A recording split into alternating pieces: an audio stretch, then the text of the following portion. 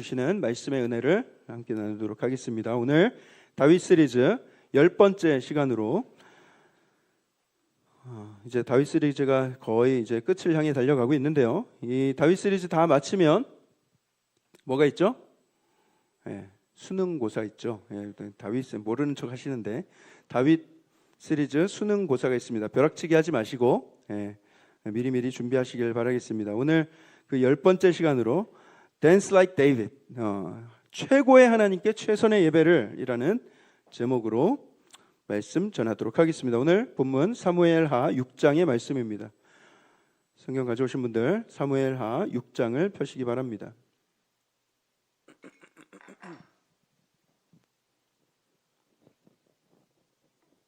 지난주에 우리가 사무엘상 30장을 나눴는데 갑자기 사무엘하 6장으로 훅 하고 넘어간 느낌이 들죠. 제가 그 사이에 있었던 일들을 설명을 해드리도록 하겠습니다. 지난 시간에 우리가 다윗이 아말렉을 무찌르고 붙잡혀갔던 부녀자들을 다 구출해내는 그런 이야기를 나눴습니다. 전리품을 잔뜩 취해서 다시 전쟁에 나가지 못한 사람들과 함께 은혜롭게 그 전리품을 다 동일하게 배분한 다윗이었죠. 한편 저쪽 아벡에서는 이스라엘과 또 블레셋 군대가 서로 전면전을 벌였습니다. 그때 이스라엘이 블레셋 군대에게 크게 패했습니다. 이스라엘이 패하고 사울이 큰 중상을 입었어요. 그래서 사울이 죽어가는 가운데 내가 적의 손에 죽음을 맞이하느니 차라리 내가 스스로 칼 위에 내 몸을 던지겠다. 그래가지고 그렇게 자결을 하게 됩니다. 하나님 없이 살아간 인생은 죽는 순간에도 마치 하나님이 안 계신 것 같은 그런 결정을 하게 마련이죠. 자, 그 전투에서 사울만 죽은 게 아니었습니다. 사울의 아들 요나단을 비롯해서 사울 집안의 많은 사람들이 다 같이 죽임을 당했어요. 그리고 이스라엘은 굉장히 큰 슬픔과 혼란에 빠졌습니다. 자, 사울도 죽고 요나단도 죽었으니 이제 다윗이 왕이 되면 그만 아닌가, 이제 왕이 되면 다 정리가 되는 거 아닌가 생각할 수도 있겠지만 그렇게 간단하지가 않았습니다. 사울의 부하였던 아브넬이라는 사람이 이스보셋, 사울의 아들, 또 다른 아들 이스보셋을 왕으로 세웠어요. 그런데 준비되지 않은 상태에서 왕이 되다 보니까 또 혼란을 겪었습니다. 굉장히 통치가 불안정했고요. 그 와중에 다윗은 유대 지파의 왕이 되었습니다. 이스라엘 전체 왕이 아니라 유대 지파의 왕으로 인정받고 기름 부음을 받았어요. 이제 한 나라의 왕이 둘이 된 상황이었습니다. 이 나라 꼴이 어땠겠어요? 지금 우리나라처럼 대통령이 없는 상황도 불안정하지만 왕이 둘인 경우는 더 불안한 것이죠. 그 가운데 아브넬이 정치적 야망을 품고 다윗을 몰래 찾아가서 협상을 시도했는데 예상치 못하게 다윗의 부하 요압이 아브넬을 죽입니다. 아브넬이 죽으니까 이스라엘은 더 큰 혼돈과 분열에 휩싸이게 되죠. 얼마 후에는 이스보셋, 그 새롭게 등극한 그 이스라엘의 왕도 살해가 되고요. 결국 다윗은 유다 지파의 왕이 된 지 7년 6개월 만에 온 이스라엘의 왕으로서 등극을 하게 됩니다. 자, 그때까지 다윗은요, 왕이 되기 위해서 누군가에게 칼을 겨누지 않았어요. 사울에게도 충분히 죽일 수 있었는 그런 기회가 있었지만 칼을 대지 않았습니다. 왕이 되고 싶어서 엉덩이를 들썩이지 않았어요. 그렇게 왕이 되는 것은 하나님이 원하시는 방식이 아니라는 것을 잘 알고 있었기 때문입니다. 다만 하나님의 약속은 반드시 이루어질 것이다라는 그런 믿음이 있었고요. 그렇게 하루하루를 하나님께서 훈련시키시는 대로 순종하면서 지내다 보니 하나님께서 허락하신 때 가장 순탄한 모습으로 왕이 되는 것을 우리가 볼 수가 있습니다. 자, 만약에 여러분들이 잘 생각하면서 상상을 해보세요. 여러분들이 오늘 다윗처럼 어떤 한 나라의 왕으로 즉위를 한다고 한번 생각을 해보시죠. 물론 그런 일이 일어나지 않을 거겠지만 상상력을 한번 동원해 보시죠. 여러분들이 모든 부와 권세를 다 가진 왕이 된다면 또는 여왕이 된다면 여러분들은 가장 먼저 뭘 하시겠습니까? 그 권세와 돈을 가지고 돈도 거의 무제한으로 쓸 수 있고 군대를 동원해서 전쟁을 벌일 수도 있고 심지어 사람을 죽이기도 할 수 있고 죽일 수도 있고 살릴 수도 있고 감옥에 넣을 수도 있고 절대적인 권력의 자리. 그럼 그 자리에 올라서 여러분들이 가장 먼저 하고 싶은 것이 무엇인가? 어떤 분들은 나는 이제 뭐 방송에 많이 노출되고 사람들이 나를 많이 바라볼 테니 내가 좀 엘레강스해져야 되겠다. 그래서 성령으로 다시 태어나는 분들이 있을지도 모르겠어요. 또 어떤 분들은 내가 사는 궁전을 좀 리모델링을 좀 해야 되겠다. 그래가지고 집을 꾸미는 분들이 있을 거고, 또 나를 괴롭히던 사람을 좀 찾아가서 걔를 좀 혼내줘야 되겠다. 그걸 일단 밟고 가야 되겠다 하시는 분도 있을지도 모르겠어요. 여러 가지 다양한 바람들이 있을 텐데, 그렇다면 다윗은 어떤 일을 가장 먼저 했을까요? 왕이 돼서. 여러분, 자신의 욕망으로 왕에 오르는 사람과 하루하루를 하나님 뜻 안에서 성실히 살다가 하나님의 방법으로 왕이 된 사람, 이 두 사람은 그 바라보는 비전이 다를 수밖에 없습니다. 왕이 된 이후에 여느 왕들처럼 자신의 왕권을 강화하기 위해서 애쓰지 않았어요. 다윗은 군대를 키우려고 하지 않았고요. 다윗이 자기의 동상을 세우지도 않았어요. 외교나 정치에 에너지를 많이 쏟지도 않았습니다. 다만 다윗은 왕이 된 후에 가장 먼저 하고 싶었던 일이 있었는데, 그것은 하나님의 궤를 예루살렘으로 들여오는 것이었습니다.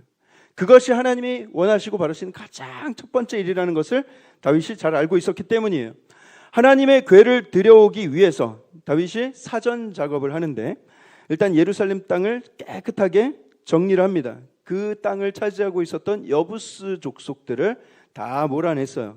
우상 숭배를 하는 땅에 어떻게 하나님의 전이 올 수 있겠냐 하면서, 하나님의 궤가 올 수 있겠냐 하면서 거기를 깨끗하게 다 정리를 했습니다. 자, 그러면 지금까지 그 궤는 어디에 있었을까요? 그 궤는 어디에 있었는가? 다윗이 왕이 된 이 시점부터 약 한 70여 년 전에 이스라엘과 블레셋 간에 큰 전투가 있었습니다. 아직 사울이 왕이 되기 이전 이야기예요. 그런데 블레셋과 싸우면 싸울수록 전세가 블레셋 쪽으로 기울면서 자꾸 불리해지는 거예요. 그래서 이스라엘이 곧 전쟁에서 곧 패할 것 같으니까, 죽을 것 같으니까 큰 두려움 가운데, 야야, 거기 우리 성막에 있는 그 언약궤를 빨리 이곳에 가져와라. 그러면서 하나님의 궤를 전장으로 가져오게 합니다. 그럼 이걸 우리가 지니고 있으면, 이 궤를 가지고 있으면 우리가 당연히 이 전쟁에서 이길 수 있겠지. 그런 믿음은 좋은 믿음이긴 한데, 그래서 그 언약궤를 메고 꾸역꾸역 그 전장으로 들어갔는데 어떻게 됐을까요? 하나님의 언약궤를 들고 전장에 나갔으니 당연히 그 전쟁에서 이기지 못했어요. 언약궤를 들고 나가서 싸웠는데 크게 패했습니다. 블레셋 군대에게 아주 그냥 초죽음을 당했어요. 게다가 더 큰 문제는 들고 갔던 언약궤마저도 빼앗겼습니다. 이것은 이스라엘 백성들에게 굉장히 큰 충격이었어요. 출애굽 때부터 함께 해온 하나님의 언약궤가, 하나님의 임재가 머무는 그곳이 이제 이방인들에게 빼앗기게 되었으니까 이게 굉장히 큰 정체성의 혼란이 왔고 신앙에 큰 충격이 있었던 거예요. 아니, 어떻게 이런 일이 벌어질 수 있는가? 왜 하나님의 임재가 있는 이 언약궤를 메고 전쟁에 나갔는데 어떻게 우리가 이렇게 질 수가 있냐? 어떻게 이걸 또 빼앗길 수가 있냐? 그것은요, 이스라엘 민족들이 언약궤에 임하시는 하나님께 집중하지 않고, 하나님을 바라보지 않고 그 궤만 바라보았기 때문입니다. 사실 그 궤 자체에 무슨 능력이 있었겠어요? 그 궤 자체는 그냥 금속 덩어리와 나무 상자에 불과한 것입니다. 하나님 없으면. 하나님께서 그 위에 머물러 주시기를 바랬어야 했는데 이스라엘 백성들은 그렇게 하지 않았어요. 언약궤가 아니라 하나님을 의지했어야죠. 반대로 그들은 언약궤를 의지하고 하나님을 뒷전에 둔 것입니다. 마치 언약궤를 우상 삼아서 앞으로 나아갔던 거예요. 자, 블레셋이 그 언약궤를 빼앗아서 자기 진영에 가져갔는데 놀라운 것은 그들이 언약궤를 가져가자마자 그 땅에 재앙이 시작됩니다. 사람들이 막 전염병으로 죽어나가고요. 그들이 숭배하던 신상들이 마구 무너져 내리고 막 목이 부러지고, 그래서 그들이 깨닫게 됩니다. 아, 이 언약궤는 우리가 함부로 손댈 물건이 아니구나. 야, 이 언약궤 이거 당장 돌려줘야 되겠다. 그래서 그 언약궤를 수레에 실어서 이스라엘 벳세메스라는 곳으로 돌려보냅니다. 이스라엘은 이 언약궤를 손 하나 까딱하지 않고 로켓 배송으로 그냥 돌려받은 거예요. 그냥 아무 노력도 안 했어요. 언약궤의 주인 하나님이시니 하나님이 하신 일입니다. 근데 그 언약궤를 돌려받아 기쁜 것도 잠시, 이 사람들이 그 언약궤를 또 함부로 들여다보고 이렇게 해가지고 70명의 사람들이 그 자리에서 즉사합니다. 사실 어떤 성경은 70명이 죽었다고 이렇게 기록을 하지만 어떤 사본에는 5만 70명이라고 기록이 되어 있어요. 그래서 이게 70명인지 5만 70명인지 이게 불분명하지만 여호와께서 크게 살육하셨다라는 그 기록으로 보아서 5만 70명이 더 신빙성이 있지 않나 이런 생각이 들기도 하죠. 그럼 엄청난 일을 겪게 되니까 이 사람들이 공포에 휩싸였어요. 야, 이제 이 언약궤를 어떻게 해야 되냐, 이거 손대기도 두렵다. 고민하다가 저 멀리 깊은 산골 기랏 여아림에 있는 제사장 아비나답의 집으로 보냅니다. 언약궤는 그렇게 아비나답의 집에서 40여 년을 거하게 되었습니다. 사울이 왕이 되었어요.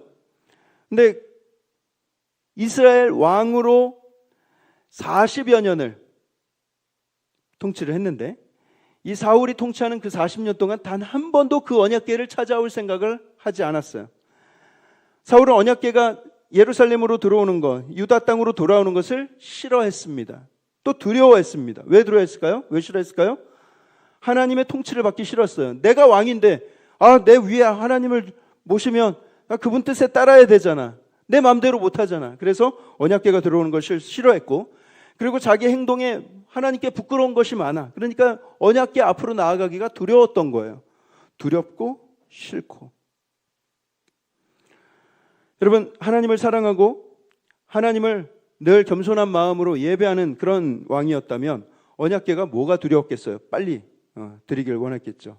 하지만 사울은요, 하나님을 의지하기보다는 스스로가 왕으로서 자유롭게 군림하길 원했던 것입니다.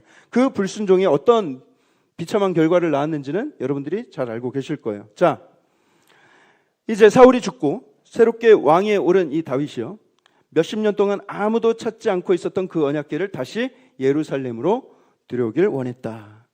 그는 지금 하나님의 임재를 너무나 사모하고 있습니다. 하나님이 들려주시는 말씀에 순종하여서 나라를 이끌고 가고자 하는 마음이 있었어요. 다윗은 언약궤를 보관하고 있던 제사장 아비나답의 집에 수레를 보냈습니다. 새 수레. 마치 새로 뽑은 리무진을 시승도 하기 전에 그냥 곧장 그곳에 보낸 거나 마찬가지예요.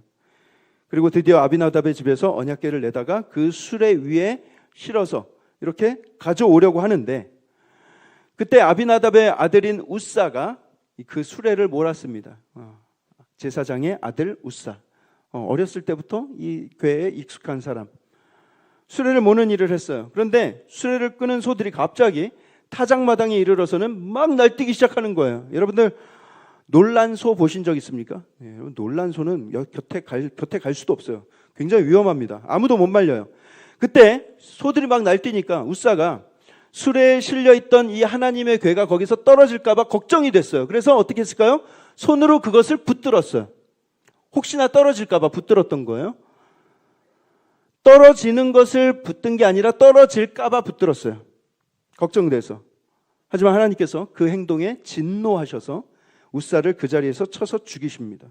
우사가 언약궤 옆에서 죽었어요.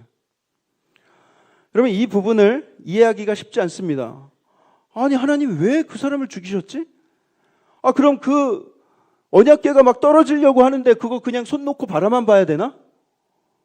우사의 죽음, 그거 너무 억울한 죽음 아닌가 하는 생각이 들 수가 있어요. 그런데 우사는요, 자기 아버지 아비나달과 함께 수십 년 동안 그 궤와 함께 살아왔어요.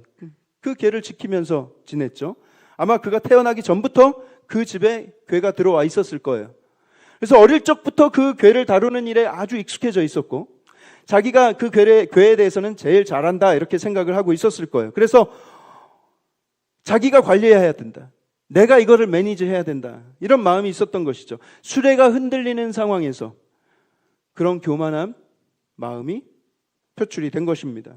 그 언약궤는 감히 손댈 수 없는 것이라는 것을 어릴 때부터 그것을 잘 각인해 왔다면, 그 마음에 기억하고 있었다면, 그런 어떤 상황이 벌어져도 그 궤에 손을 대지 못했을 거예요. 손을 댈 생각조차 못했을 거예요. 그냥 눈을 찔끔하면서 어떻게 했을 거예요. 차라리 그게 나아요. 궤가 흔들리고 떨어질 것 같지만 내가 감히 만질 수 없는 것이기 때문에 지금 나로서는 아무것도 할 수 없습니다라고 고백하는 것이 훨씬 더 겸손한 자세입니다. 하나님은 자기를 보호해주고 관리해줄 사람이 필요하지 않으세요. 하나님은 매니저가 필요하지 않으세요. 우리가 하나님을 책임지는 것이 아니라 하나님이 우리의 인생을 책임지시는 것을 우리는 반드시 기억해야 합니다. 하지만 그가 이 언약궤는 내가 잘 아는데 내가 이렇게 보호하면 돼 라고 하면서 교만을 떨었던 것이죠. 자기가 통제하고 관리할 수 있다 믿었던 것입니다. 그 궤가 너무 익숙해서 경외감이 사라지고 매너리즘에 빠지게 되고. 사랑하는 성도 여러분, 우리가요 교회 오는 것도 마찬가지예요.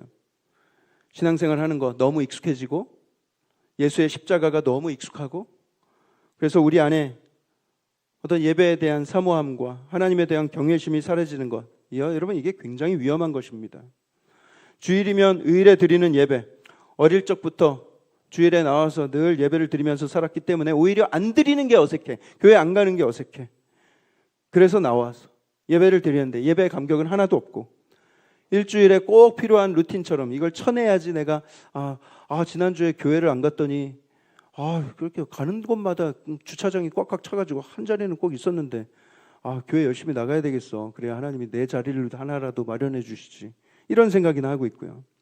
예배를 안 드리면 뭔가 찝찝하고 뭔가 손해를 볼 것 같고 뭔가 해야 될 숙제를 안 한 것 같고 그래서 그냥 나와서는 그냥 출석 도장만 찍고 아무 열정 없이 그렇게 우리가 예배에 앉아 있다면 여러분 그 예배는 과연 하나님 앞에 어떤 의미가 있겠는가?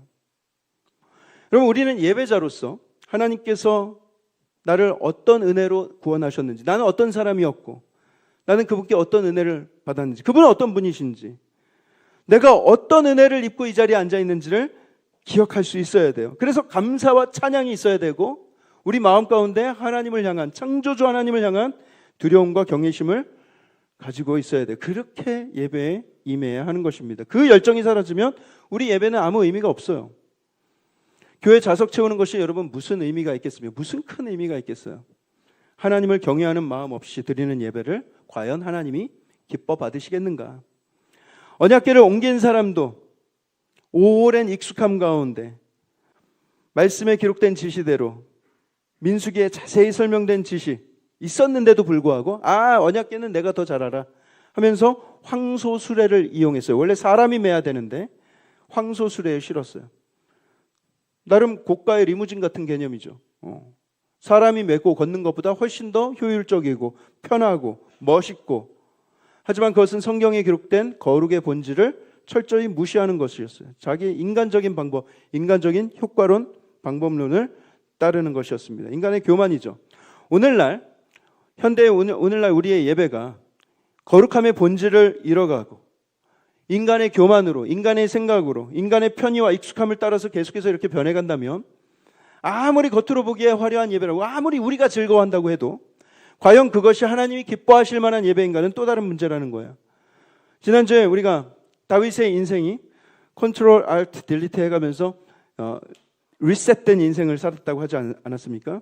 여러분 우리의 예배도 컨트롤 알트 딜리트를 누르면서 리셋될 필요가 있습니다. 예배 은혜를 마치 사골국물 끓이듯이 이렇게 생각하는 분들이 계세요. 이게 무슨 소리냐? 예배에 와가지고 은혜를 많이 받아놔.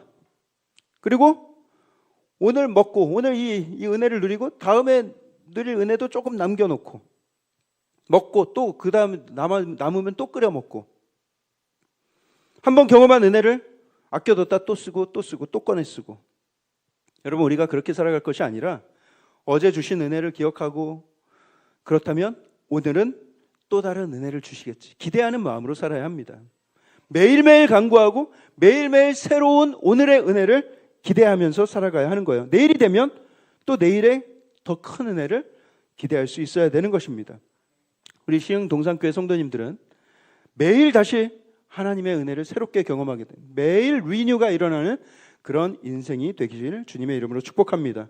오늘 걱정은 오늘로 족하듯이 오늘 은혜는 오늘 다 누리세요. 충만하게 누리시고 기뻐하시고 그리고 내일은 또 내일의 은혜를 부어주실 것을 기대하십시오. 익숙해지지 마세요. 매너리즘에 빠지지 마세요. 늘 새로운 마음을 준비하여서 하나님 앞에 나아가시는 저와 여러분들 되길 바랍니다. 자, 웃사가 그렇게 허망하게 죽는 것을 보았잖아요. 다 봤어요. 사람들이 두려움에 떨고요. 그런데 다윗은요 그것을 보면서 분을 냈어요. 어떻게 하나님께 분을 내지? 화를 내지? 다윗은 이해가 안 가는 거예요. 아니 도대체 웃사가 뭘 그렇게 잘못했기에 그런 식으로 죽어야 되는가? 하나님 왜 우사를 죽이셨습니까? 이해가 안 되는 거예요. 우리가 최고의 하나님께 최선의 예배를 드리지 않았습니까? 심지어 다윗은요, 그날 무려 3만 명의 군중을 모았어요. 그리고 수레를 새로 제작해서 완전 국가적인 축제의 분위기로 만들려고 했어요. 그런데 그 축제의 행렬이 장례의 행렬로 변했어요. 그러니 막 화가 날만 하죠. 다윗이 하나님께 화를 내고 분을 냈지만 하나님은 그를 심판하지 않으셨어요. 왜냐하면 그 분노의 이면에는 하나님의 궤를 들여와서 가까이에서 교제하고 싶은 그 열정이 담겨져 있었기 때문입니다. 그가 하나님을 찬양할 때의 열정과 화를 내고 있을 때의 이 열정이 동일한 열정이에요, 사실은. 그래서 하나님이 그에게 심판을 내리지 않으셨다. 그가 화를 내고 있음에도 불구하고 그가 화를 내는 그 마음의 중심을 잘 알고 있었기 때문이죠. 우사는요, 하나님의 관리자 역할을 자처하다가 죽임을 당했던 반면에 그래도 적어도 다윗은 여전히 화를 내고 있지만 여전히 하나님을 하나님으로 섬기고 있었던 것입니다. 하나님께 화가 나서 씩씩대고는 있지만 오히려 우사는 하나님께 한 번도 화를 낸 적이 없었을 거예요. 종교적으로 굉장히 예의 바르고 깍듯했겠죠. 왜입니까? 그는 하나님을 상자 속에 있는 것으로 간주하고 있었기 때문에 상자 속을 향해서 화를 낼 필요는 없는 거예요. 하지만 다윗은 하나님을 인격체로 바라보며 자기의 주인으로, 자기의 주권자로, 자기의 아버지로 인정했기 때문에 하나님을 하루빨리 가까이 모실 수 없게 된 것이 이게 화가 난 거예요. 인격체이기 때문에 하나님께 화를 냈던 것입니다. 여러분, 이 다윗의 분노가 이해가 되십니까? 여러분들은 어떤 이유 때문에 하나님을 만나지 못하게 되었을 때 이런 분노가 생깁니까? 어떤 이유로 내가 교회를 못 나오게 됐어. 오늘 예배 드리고 싶었는데 오늘 무슨 일이 생겨서 못 가게 됐어. 그때 마음에 이런 안타까움과 분노가 생기냐고요. 예배 드릴 수 없는 상황 때문에 내가 분이 났던 경험이 있는가? 하나님을 상자에 가두고 내가 내 마음대로 언제든 꺼내서 만날 수 있다라고 생각하면 그건 우사의 마음이에요. 내가 언제든지 오늘 교회 못 가면 나는 인터넷 예배 드리면 되지. 내 손 안에 있으니까 뭐 좀 훌륭한 목사님들 설교 들으면 되지. 하나님을 틀에 가누고 내가 언제든지 하나님을 컨트롤할 수 있다는 그 우사의 마음. 오늘 못 가면 다음 주에 가면 되지. 뭐 온라인으로 예배 드리면 되지. 바쁘니까, 약속이 있었으니까, 놀러 가야 되니까 온갖 핑계를 대고. 여러분, 우리 안에 정말 하나님을 만나고자 하는 그런 열정이 있는가? 그 귀한 마음, 하나님을 향한 그런 열정이 있는가? 기도로 준비하셨습니까? 기도로 사모하고 오셨습니까? 하나님을 만나고자 하는 마음에 설레임이 있었습니까? 그런 마음이 우리 안에 있었는가? 혹자는 말합니다. 목사님, 그렇게라도 그냥 예배에 나오는 거라도 어딥니까? 그렇게 말씀하실 수도 있지만 과연 그런 예배, 나의 만족을 위해서 드리는 예배, 내 마음 찝찝하지 않기 위해서 드리는 예배, 추석 후에 도장 찍듯이 드리는 예배, 그런 예배를 과연 하나님께서 감동으로 받으시겠냐는 것이죠. 이렇게라도 안 하면 내가 직분자로서 도리가 아니지. 내가 크리스찬인데 명색이. 그래서 숙제처럼 여긴다면, 해치우듯이 끝낸다면, 그래서 내 마음의 위안을 삼는다면 그런 예배 하나님께서 그 중심을 모르실까? 과연 지금 여러분들이 지금 앉아있는 이 마음들, 여러분들의 각자의 마음들이 다 다르실 텐데 하나님이 그 중심을 모르실까요? 하나님께서 진정 원하시는 예배는 어떤 예배겠습니까? 아까 우리가 다윗의 열정을 확인했죠? 그렇다면 그 열정을 가진 사람은 어떤 예배를 드리고 있는지를 한번 보시길 바랍니다. 오늘 본문 사무엘하 6장 12절 말씀인데 우리 함께 한 목소리로 한번 읽어보겠습니다. 6장 12절 있습니다. 시작. 어떤 사람이 다윗 왕에게 아뢰어 이르되 여호와께서 하나님의 궤로 말미암아 오벳에돔의 집과 그의 모든 소유에 복을 주셨다 한지라. 다윗이 가서 하나님의 궤를 기쁨으로 메고 오벳에돔의 집에서 다윗 성으로 올라갈세. 우사가 죽고 난 뒤에 그 궤가 오벳에돔이라는 사람의 집에 옮겨졌습니다. 오벳에돔. 도저히 예루살렘까지 운반할 그 전의를 상실한 거예요. 안 되겠다. 대체 무엇이 문제였는지 찬찬히 돌아볼 기회가 필요했던 것이죠. 그런데 들리는 소문이 오벳에돔이 그 궤를 보관하고 있었던 그 석 달 동안에 그 집에 놀라운 하나님의 복이 임했다라는 소문이 들리기 시작하는 거예요. 그 소식을 듣고 다윗이 기쁨에 가득 찼습니다. 그리고 한 걸음에 그 집으로 달려가요. 자, 12절을 보시면 지난번에 궤를 들여오는 방식과는 다른 방법으로 궤를 운반하는 것을 볼 수가 있는데요. 어떻게 알 수가 있습니까? 12절 하반절에 다윗이 가서 하나님의 궤를 기쁨으로 또 어떻게 다시 수레에 실었습니까? 아니죠. 메고. 수레에 실는 것은 그때 우리가 성경을 다시 보니까 민수기에 이거 수레에 실는 게 아니라 제사장들이 매야 되는데 우리가 잘못된 방법을 취했구나. 이제 그래서 하나님께서 원하시는 방법대로 궤를 들여오기로 결정을 한 것이죠. 그의 태도가 완전히 바뀌었습니다. 13절도 마저 볼까요? 13절 함께 있습니다. 시작. 여호와의 궤를 맨 사람들이 6걸음을 가매 다윗이 소와 살찐 송아지로 제사를 드리고. 이번엔 제사장들이 궤를 매게 합니다. 6걸음마다 한 번씩 멈춰서 제사를 드렸어요. 6걸음마다 소 한 마리씩 나갔어요. 여러분, 이게 참 보기에는 간단해 보이는데 하지만 궤가 있었던 기랏 여아림에서 예루살렘까지의 거리가 15km 정도. 여기에서 송도 가는 거리예요. 그 길은 포장된 도로가 아니라 험한 산길로 되어 있었습니다. 그럼에도 불구하고 그 길을 6걸음마다 한 번씩 제사를 드렸다. 엄청난 헌신이고 굉장한 정성이죠. 14절 볼까요? 14절에 함께 있습니다. 시작. 다윗이 여호와 앞에서 힘을 다하여 춤을 추는데 그때 다윗이 배 에봇을 입었더라. 다윗이 여호와 앞에서 힘을 다해서 춤을 췄다. 여기서 말하는 춤은 하늘을 향해서 점프하면서 빙글빙글 도는 빙글빙글 도는 그런 춤을 의미합니다. 배로 만든 에봇을 입고 있었다고 했는데 이 옷은 제사장들이 입는 차림이에요. 왕은 어떤 옷을 입습니까? 왕은 굉장히 화려한 옷을 입죠. 그런데 이 제사장, 이 배옷은 아주 간소하고 얇은 배로 만들었기 때문에 속살이 비치는 그런 옷이었어요. 제사장들은 그 옷을 입고 조심스럽고 점잖하게 행동했겠지만 다윗은 그 옷을 입고 열심히 춤을 추었습니다. 점프를 해가면서 막 그 옷을 입고 그렇게 막 격렬한 춤을 추면 어떻게 돼요?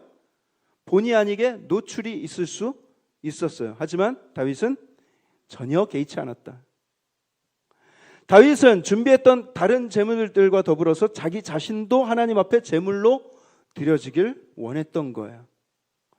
만약에 다윗이 이 일을 종교적인 직무로 여겼거나 아니면 국가 예식이라고 생각했다면 왕의 옷을 입고 점잖게 그냥 법궤 앞을 서서히 걸어갔을 거예요. 엄숙한 행렬을 이어갔을 것입니다. 하지만 하나님 앞에서 그는 한 명의 예배자 그 이상도 이하도 아니었어요. 사람들한테는 왕이었을지 몰라도 사람들한테는 골리앗을 이긴 영웅이었을지 몰라도 하나님 앞에서는 그냥 스스로 한 사람의 예배자 말고는 아무것도 없었다. 그러나 그저 하나님을 경배하며 살아계신 하나님께 직접적으로 반응하고 있었던 것입니다.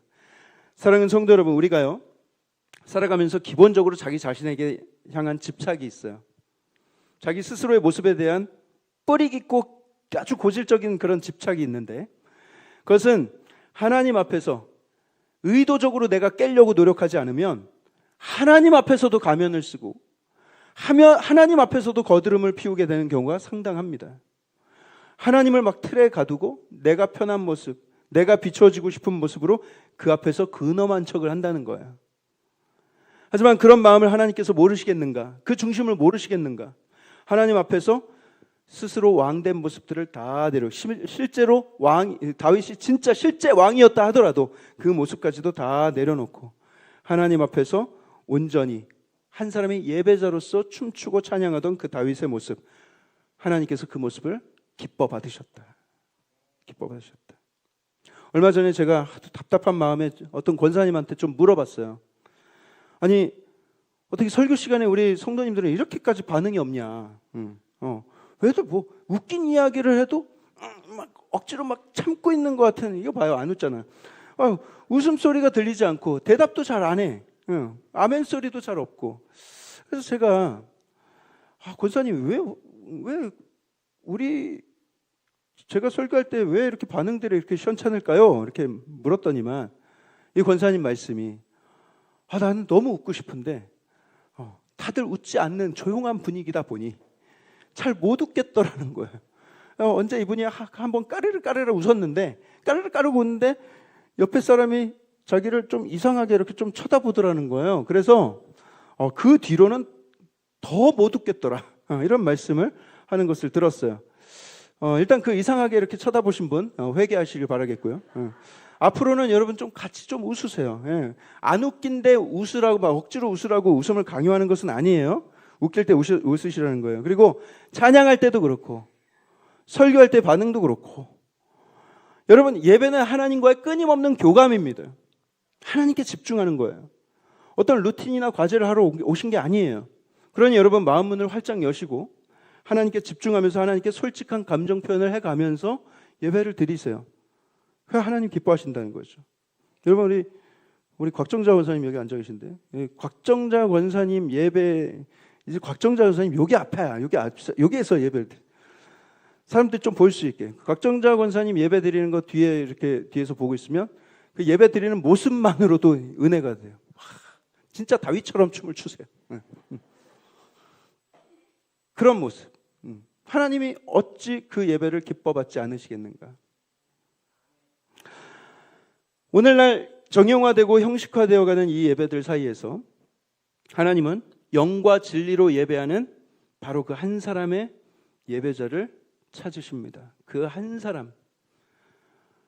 사람의 예배자, 하나님께 집중하여 하나님께 모든 것을 내어드리는 그 한 사람의 예배자를 하나님이 예의주시하고 계세요. 자기 자신을 하나님 앞에 제물로 드리기를 마다하지 않고 하나님 앞에서 마음껏 춤추는 그 한 사람의 예배자, 하나님은 오늘도 그 한 사람의 예배자를 기다리고 계시고 찾고 계신다. 그를 발견하셨을 때 하나님이 하늘의 보고를 여시사 그에게 복을 막 부어주시지 않겠는가? 그 복 피해갈 수 있겠습니까? 못 피해요, 그 복은.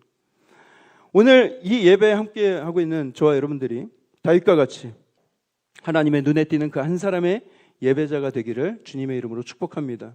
하나님이 춤을 추는 다윗을 보면서 얼마나 흡족했을까? 지가 왕인데, 제가 자기의 그 용포를 벗고 자기가 통치하려고 하지 않고 나를 자기 위에 모시겠다고 저러고 있네. 저러고 춤을 추고 있으니까 참 하나님이 얼마나 다윗을 뿌듯하게 기쁘게 바라보셨겠는가. 우리의 인생의 주인은, 내 인생의 주인을 나라고 여기지 않고 하나님께 주권을 맡기고 하나님께 통치권을 맡기고 살아가는 그 인생, 그 통치권을 맡길 수 있다라는 것 그 자체만으로 기쁨으로 여기는 인생, 그 인생을 하나님이 어찌 예뻐하지 않을 수 있겠는가. 자, 여러분, 우리는요 그 날에 예배와 축제 잘 한번 묵상해 보면 좋겠어요. 몇만 명이 모여서 하나님께 감사와 찬양 올려드린 그 엄청난 예배, 그 예배 그냥 됐을까요? 굉장한 많은 노력과 준비가 필요했습니다. 17절을 볼까요? 17절 우리 함께 읽어보겠습니다. 시작.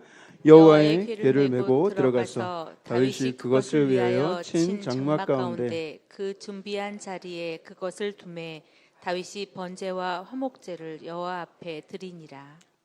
그 궤를 위하여서 친 장막, 이런 말이 나오죠. 그것을 위하여 친 장막, 이것이 바로 그 유명한 다윗의 장막입니다. 여러분 잘 아시죠? 하나님의 임재를 위해서 다윗이 정성껏 준비한 천막 공간입니다. 다윗은 하나님을 위한 성전을 짓고 싶었던 사람이에요. 당장이라도 성전을 짓고 싶었어요. 그런데 성전 오래 걸리잖아요. 몇 년씩 걸리는데 최소 성전이 다 지어질 때까지 기다릴 수가 없는 거예요. 빨리 하나님과 가까워지고 싶다. 빨리 하나님의 통치가 이루어져야 된다. 그런 열정이 있었던 것입니다. 시편 132편 3절을 보시면 다윗이 이렇게 고백해요. 내가 내 장막집에 들어가지 아니하며 내 침상에 오르지 아니하겠습니다. 그러면서 8절에 여호와여 일어나사 주의 권능의 궤와 함께 평안한 곳으로 들어가소서. 그러니까 마음 가운데 늘 이렇게 나는 하나님이 오시기 전에는 난 내 침상에도 눕지 않겠다, 내 침실에도 들어가지 않겠다, 이렇게 다짐을 했던 것입니다. 빨리 오십시오, 빨리 와주십시오. 밤을 새가면서 기다리고 있는 거예요. 얼만큼 사모하고 있었는지, 얼마나 철저한 정성이 있었는지.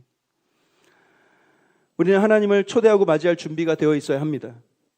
마음 한켠에 하나님께서 머무실 처소를 예비해 놓아야 되는 거예요. 하나님이 언제든지 내 마음 가운데 오셔서 머무시기에 편한 처소를 우리 심령 가운데 잘 마련해 두자라는 것이죠. 예배하는 마음이 그래야 합니다. 예배 중에 하나님께서 오늘 임하신다면 주님, 제가 주님의 거하실 아름다운 처소를 마련해 놨습니다. 이 마음의 준비됨이 있어야 된다는 거예요. 그런 마음의 준비를 가지고 예배를 드리는 사람과 그냥 아무 생각 없이 그냥 아무 기대감도 없이 예배를 드리는 사람이 어떻게 같은 은혜의 결과를 경험할 수 있겠는가?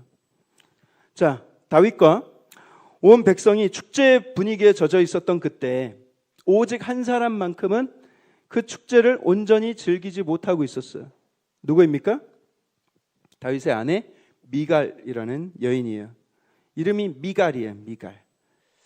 여러분들도 그렇게 느끼시는지 모르겠지만 왠지 이름에서 얄미움이 느껴져요. 미갈.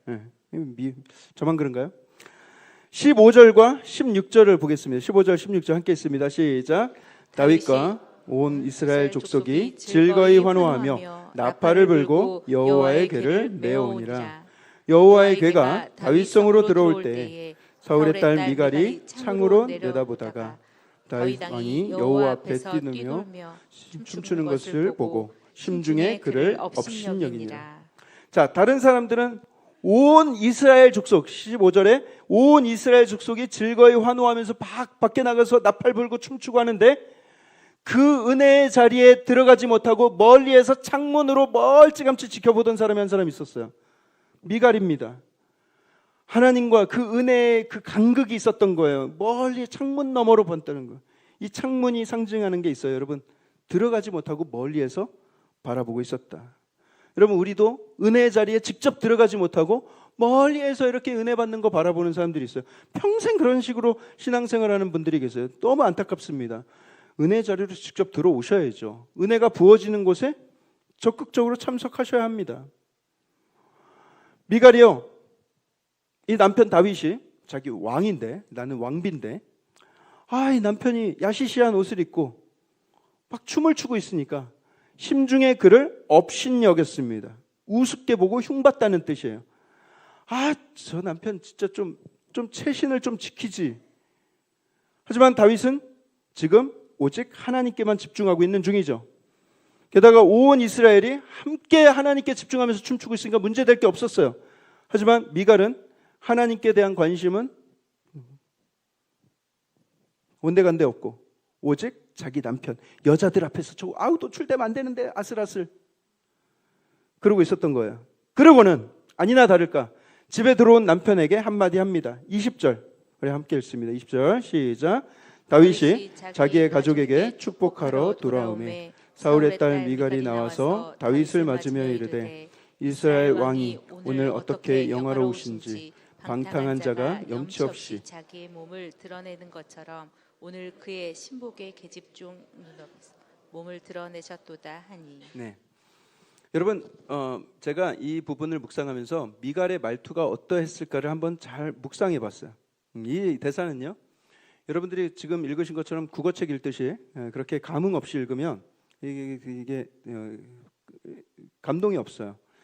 이 부분을 읽으시기 전에 남편한테 확 삐져 있는 그 감정을 한번 묵상해 보세요. 여러분 잘 아시잖아요. 아이고, 이스라엘의 왕이 어쩜 그렇게 영화로우시던지, 건달들이 부끄러운 줄 모르고 우통 까고 다니는 것 같이, 그런 것도 보기 남사스러운데 내 남편이 그러고 있네. 내 남편이 아이고 미천 다 드러냈네. 드러냈어. 비꼬듯이 대사를 하는 거야.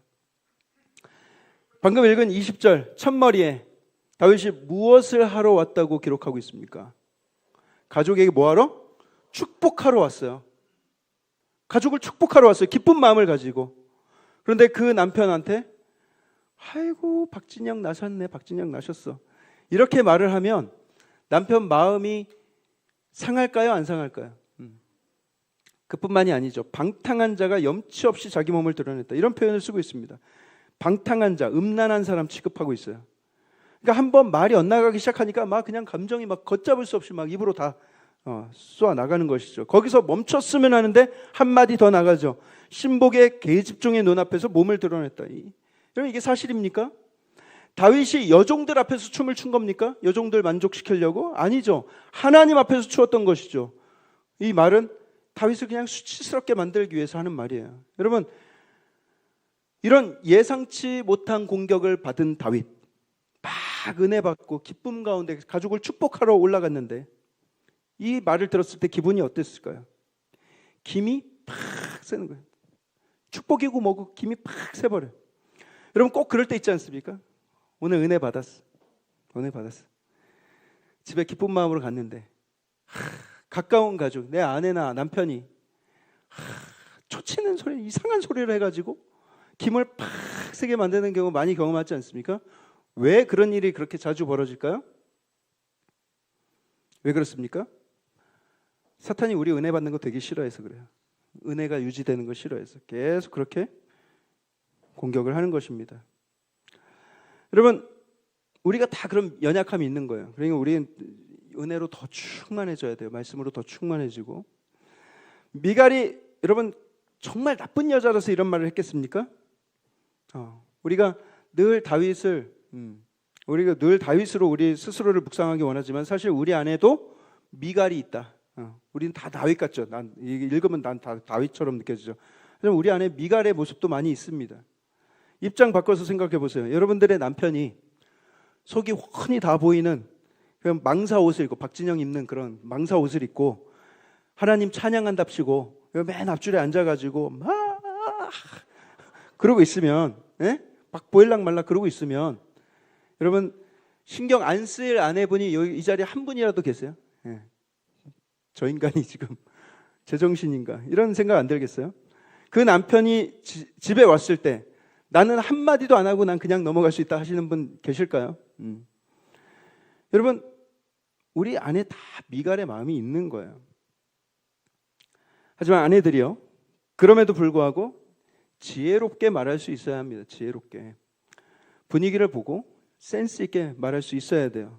그런 말이 있잖아요. 믿음과 소망과 사랑 그 중에 제일은 센스니라. 성경에 있는 말은 아니에요. 믿음과 소망, 사랑 그 중에 제일은 사랑이죠. 그렇지만 센스도 그만큼 중요하다라는 그런 뜻이에요. 아내들이 모르는 남자들의 불안한 마음이 있습니다. 아세요? 아내들? 남편의 불안한 마음이 있어요. 남자들의. 나는 남편으로서 내 역할을 제대로 하고 있는가? 나는 아빠로서 한 가정을 지키는 남자로서, 가장으로서 나는 지금 잘 하고 있는가, 내 역할을? 사회가 바라보는 나의 모습은 어떤가? 나는 충분히 인정받고 있는가? 난 내 직장에서, 이 사회에서 내 역할을 다하고 살고 있는가? 끊임없이 스스로에게 질문하는 것이 남자예요. 확인받고 싶은 게 남자예요. 그런데 여러분 그게 뭐 내가 스스로 질문을 던진다고 그게 확인이 됩니까? 아니죠. 누군가 그것을 인정해주고 그 질문에 대한 답을 주기 전까지는 절대로 그 스스로에게 가진 그 의문이 풀어지지가 않는 거예요. 저를 포함해서 그 불안정하고 자기 삶에 대해서, 자기 자신에 대해서 확인받고픈 우리 남자들, 이 남자들이 집에 퇴근해서 들어갔을 때 여러분들의 가정에서는 어떤 대화가 오고 가고 있습니까? 남자들은 어떤 말을 들어야 힘이 날까요? 여기 계신 여성분들, 남편들한테 어떤 말을 해줘야 될까요? 여보, 우리 가족을 위해서 늘 수고해줘서 참 고마워. 여보, 지금 경제적으로 온 나라가 상황이 참 어려운 가운데 있지만 여보 힘내. 하나님이 우리를 지키실 거야. 난 당신을 믿어. 지금 이런 이야기를 들으면서도 손발이 오글거리는 분들이 계시다면 평소에 이런 말을 안 하고 살았다는 증거예요. 얼마나 안 했으면 이럴 때 막 손발이 오글거리겠어요. 남편이 아내에게, 또 자녀들이 아빠한테 이런 격려의 말을 한다면, 아니죠. 아내가 남편에게, 그리고 자녀들이 아빠한테 이런 격려의 말, 칭찬의 말을 한다면 이 남편들은요, 시금치 먹은 뽀빠이가 돼서 세상아 다 덤벼라 이렇게 되는 거예요. 여성분들이 그런 걸 잘 몰라요. 센스가 있어야 됩니다. 센스 없는 미갈에게 공격을 받았지만 다윗은 당황하지 않아요. 찬찬히 대꾸를 합니다. 이게 바른 대꾸인지는 모르겠어요. 한번 보세요. 21절에서 22절 말씀 함께 읽습니다. 시작. 다윗이 미갈에게 이르되 이는 여호와 앞에서 한 것이니라. 그가 내 아버지와 그의 온 집을 버리시고 나를 택하사 나를 여호와의 백성 이스라엘의 주권자로 삼으셨으니 내가 여호와 앞에서 뛰놀리라. 내가 이보다 더 낮아져서 스스로 천하게 보일지라도 네가 말한 바 계집종에게는 내가 높임을 받으리라 한지라. 하나님이 너와 네 아버지와 너의 온 집을 버리시고 나를 택하셨지 않냐. 이 말만 뺐으면 참 좋은 말인데. 여러분, 나는 여호와 앞에서 한 것이다. 나는 하나님 앞에서 한 것이다. 계집종 앞에서 한 것이 아니다. 나는 하나님 앞에서라면 나는 이것보다 더 낮아질 수도 있다. 나는 이것보다 더 비천해질 수도 있다. 하나님만 기뻐하시면 나는 그것으로 된다. 여러분, 다윗은요 온전히 하나님께만 집중하고 있는 것이 보이지 않습니까? 하나님을 만나는 자리에서는 다윗은 그냥 한 명의 예배자, 한 명의 어린아이 같은 것입니다. 시편 30편에서 다윗이 노래해요. 주께서 나의 슬픔이 변하여 내게 춤이 되게 하셨다. 나의 베옷을 벗기고 기쁨으로 띠띠우셨다. 이는 잠잠하지 아니하고 내 영광으로 주를 찬송하게 하심이니 여호와 나의 하나님이여 내가 주께 영원히 감사하리이다. 여러분, 하나님께서 우리에게 주신 은혜는 다윗이 그 사울의 그 위협을 무릅쓰고 다 이기고 나서 왕이 된 것보다 우리는 훨씬 더 큰 은혜를 받았어요. 하나님의 자녀가 된 권세, 영원한 생명을 우리에게 주셨지 않습니까? 예수 그리스도라는 그 어떤 사람도 그 당시에는 받지 못한 선물을 우리는 지금 누리고 있지 않습니까? 여러분, 그렇다면 우리가 잠잠할 수 있겠습니까? 나에게 부어진 예수 그리스도의 은혜, 예수 그리스도의 보혈로서 새 생명을 얻은 나, 영원한 생명을 얻게 된 나, 하나님의 자녀가 된 나, 어찌 잠잠할 수 있겠습니까? 여러분, 저와 여러분들의 삶에도 이 다윗과 같은 고백이 있길 원합니다. 오히려 다윗보다 더 크게 우리는 찬양하고 기뻐해야 되는 거예요. 정형화된 교회, 익숙해져가는 그런 예배 속에서 우리는 하나님께 더 집중할 수 있어야 되고요. 하나님이 누구신지, 나는 누구였는지, 나는 어떤 죄인이었는지, 어떤 은혜를 받았는지 그것을 기억하면서 하나님께 집중하며 그 감격을 표현하는 예배를 드릴 수 있어야 되는 거예요. 잠잠히 드릴 수 없습니다. 온 마음과 정성을 한껏 올려드려야 하는 거예요. 사랑하는 성도 여러분, 오늘날 우리가 드리는 예배는 어떤 모습인가? 우리의 예배를 한번 되짚어 봅시다. 나는 하나님을 만나는 감격 가운데 살아가고 있는가? 예배에 대한 기대와 기쁨으로 살아가고 있는가? 이제 사람들의 시선을 다 차단하고서라도 오직 하나님께만 집중하는 우리의 예배, 하나님께서 기뻐 받으실 만한 아름다운 예배를 올려드리는 저와 여러분들 되길 주님의 이름으로 축복합니다.